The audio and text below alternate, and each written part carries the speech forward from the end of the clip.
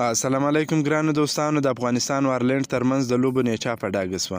د افغانستان کرکټ ملي لوبډلې په خپل کلني مهالویش کې چې د کرکټ نړیوالې شورا د سوپر لیګ لوبو سربیره یو شمېر نورې لوبې هم لري چې له هغې جملې څخه د آیرلینډ سره 15 شل اوريزې لوبې مهالویش شوي دي.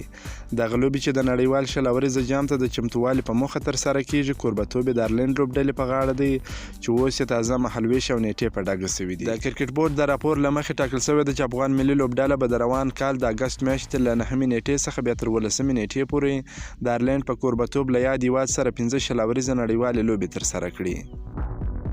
کرکټ بورډ زیاتوي چې دا لوبې د اګست په میاشت کې په ترتیب سره په 9، 11، 12، 15 او 18 نیټه د آیرلینډ په سټارمونټ لوبغالي کې ترسره شي. د راپور له مخې د آیرلینډ سره یوه ټیسټ 3 ورځنۍ لوبې هم مهالویش شوي وي، خو هغه به په کوم بل مناسب وخت کې ترسره شي. که مو دا ویډیو خوښه شوې، ویډیو در سره لایک کړئ. که په دې چینل کې نوی یاست، افغان خوشحال یوټیوب چینل هم در سره سبسکرایب کړئ. د نور تازه معلوماتو لپاره هم زموږ سره اوسئ. تر بلې ویډیو پر د الله په امان.